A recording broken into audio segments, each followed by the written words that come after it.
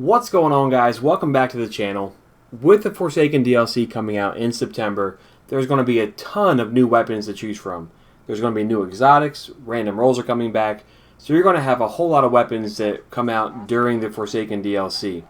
With that said though, there are some really good weapons from year 1 that I'd highly recommend holding on to. Now, you don't have to worry about these weapons not being useful in year 2. Bungie has already come out and said that year 1 weapons can be infused up to the new max light level of 600. So all this gear that I'm going to talk about can easily be brought up to year 2 maximum power levels. So don't worry about that.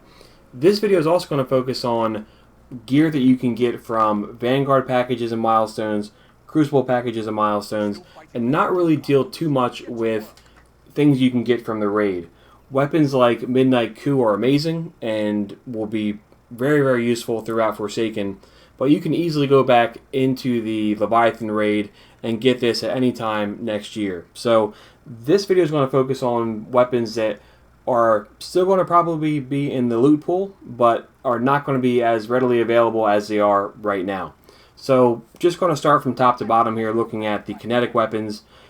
The number one weapon that I would say to hold on to for year 2 is Nameless Midnight. Now, you probably already have this weapon. If you do, I'm sure it's never left your inventory since you've gotten it, because it is that good. This weapon is highly versatile. It's mainly geared obviously towards PvE. Not as much merit in PvP, but this is a all-star weapon to use in any PvE content. The big reason for that is it's a very well-rounded weapon. The magazine is high for a scout rifle with 16 shots, and the best part about it is it has the explosive payload. So this makes this weapon a very good damage weapon to use against pretty much any type of enemy. It's always going to have a use during year 2 Forsaken. It'll take a really good random roll to be at this level. So if you have Nameless Midnight, keep it, infuse it, use it well into Forsaken. If you can get a random roll at some point and you can replace this, hey, more power to you. But this is going to be a weapon that you can use from the first story mission up to the last story mission during Forsaken. Looking at other kinetic weapons, there are a few other ones that are really good. In the hand cannon space, the Better Devil's hand cannon is very much similar to Nameless Midnight. It does have that payload, it does have that projectile explosions as well, so that makes this a really good damage weapon to use during PvE. Not as much use here in PvP in my opinion. Some people have success with it. I really don't play around with this. If I'm using a hand cannon, I'm going to use Crimson. But this weapon here, the only downside to it is it doesn't have Outlaw or Rampage. So those are really good things to have in a hand cannon. Oddly enough, that's what Midnight Coup has, which makes it really, really good. But Better Devils is still a very good weapon to use in PvE because of those explosive bullets there. That makes this thing a really high damage weapon. The reload speed is low, but it's a very large magazine for a hand cannon, so that helps mitigate that. And if you're a hunter, then this weapon is really good because you'll be having the gunslinger perk activate a lot to bump up that reload speed quite a bit. So if you have Better Devils, hold on to that weapon as well.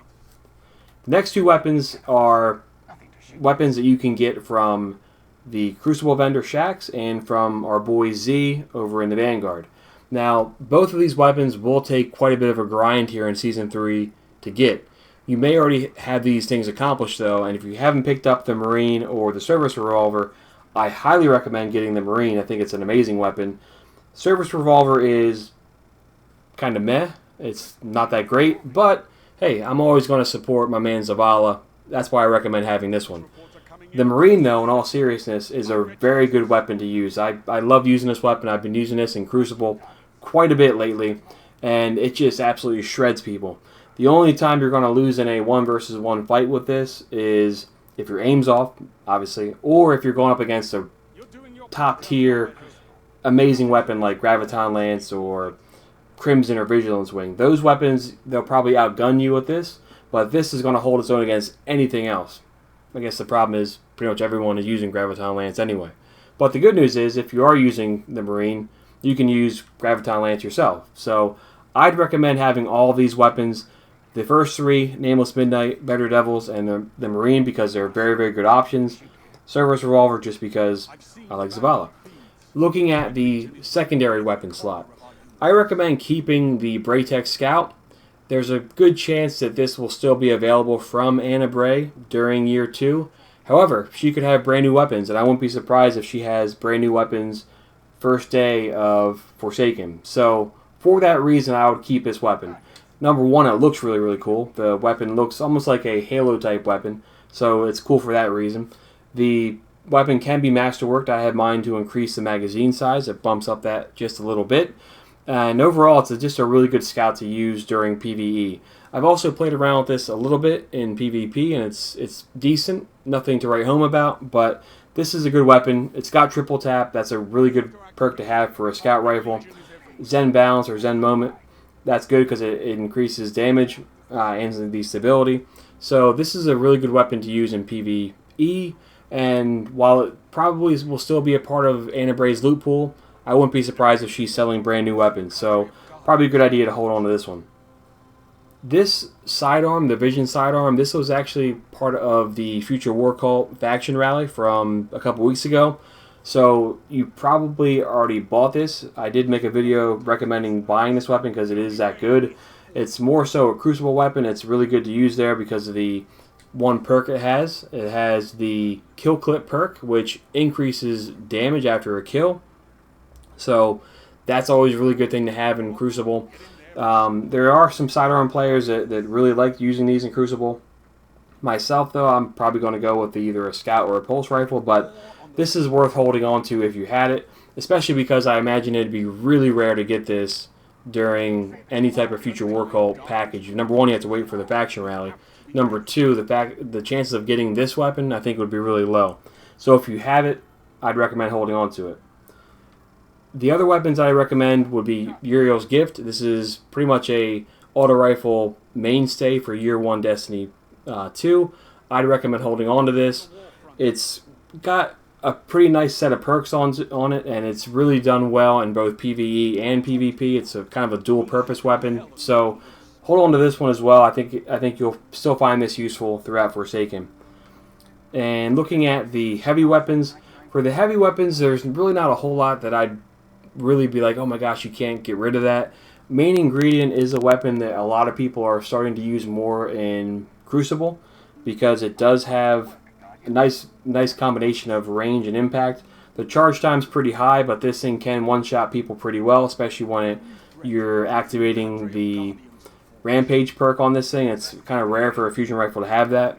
So much like with Nameless Midnight, it would be kind of hard to get a random roll that would have these unique perks onto it. So for that reason, I'd recommend holding on to Main Ingredient.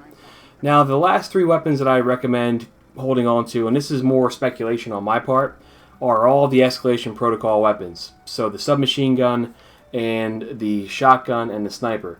Especially the shotgun and the sniper. These are some of the best weapons right now in year 1 for Destiny 2. So if you have these, you'd be crazy to get rid of them. Now, on the positive note, when you do get these weapons, they are part of the loot pool for the flashpoints. So you do have that benefit there where if you get rid of it by accident, you may be able to get it back again from those flashpoints. And the reason I said this is speculation on my part is I wouldn't be surprised if during year 2 at some point, maybe not during the Forsaken, but I imagine that there will be new Escalation Protocol weapons to get.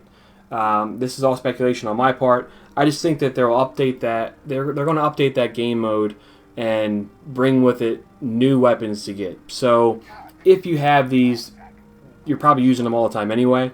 And they're some of the best weapons. They're going to be some of the best weapons to use during Forsaken. So if you have any of the Ikilos weapons from the Escalation Protocol, keep those on you.